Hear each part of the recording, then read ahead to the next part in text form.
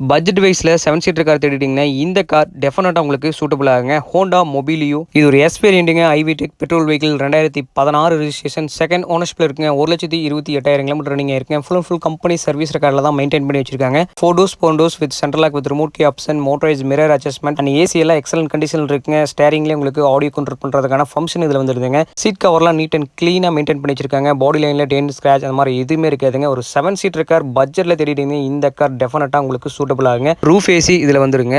And 6 to 7 பேர் தாராளமாக கம்ஃபர்டபுளாக ட்ராவலிங் பண்ணி இந்த வெஹிக்கிளில் போகலாங்க. ஹோண்டா பொறுத்த வரைக்கும் இது இன்ஜின் ரிலையபிலிட்டிக்காகவே நீங்கள் இந்த வெஹிக்கிளை சூஸ் பண்ணி எடுக்கலாங்க.